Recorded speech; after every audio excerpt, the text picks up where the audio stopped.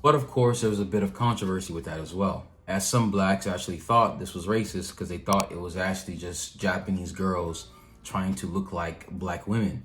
And because how similar it looks to blackface, which I've covered like a million times on this channel, konbanwa, minasan.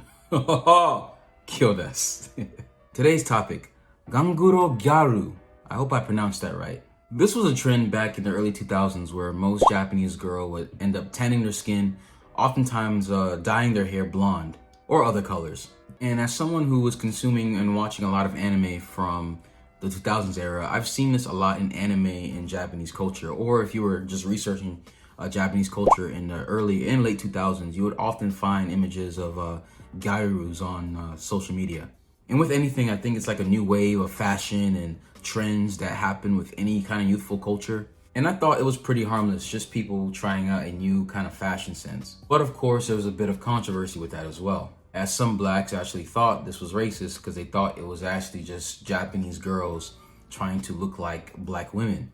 And because how similar it looks to blackface, which I've covered like a million times on this channel, watch any of these videos here to get my deep analysis of it. But in a nutshell, blackface is what we call something where people of a different race dress up as black people in an over-exaggerated way, oftentimes to make fun of black Americans or just black people in general. But again, because of cultural differences, many people do not have the perception to understand that this was not dedicated towards black people, nor was it to harm them at all. But because a lot of Westerners and especially black people are obsessed with race, we oftentimes take things that are not racial at all in its context and make it a racial issue.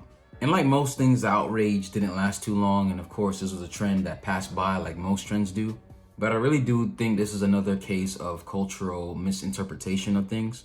Because to me, it's always, what's the intent of the action you do? Because if you're just doing it to have fun, you're not really caring about other people and you're just living your life, do it. But of course, if it was intentionally used to hurt black people, of course it's wrong. But of course, this was not the case in this case. But I also think, and correct me if I'm wrong, I think this was also probably a case of many Japanese people trying to find their identity. Because Japan has a culture of being in unity and not kind of being different from the group. I think a lot of people wish to have some kind of individualism that sets themselves apart from other people. So in my hypothesis, I think these trends happen to kind of like help people step out the norm and not necessarily be the same like everyone else. The bottom line, I think it's harmless. I don't think anyone that dresses up in darker skin necessarily is trying to make fun of people or insult black people.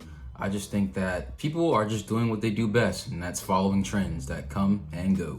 But let me know what you guys think in the comment section below. So if you guys enjoyed the video, please smash the like button, smash the subscribe button. Also hit that bell as well to get notified whenever we post a video. 本当ありがとうございます。みんな気をつけて。じゃあね。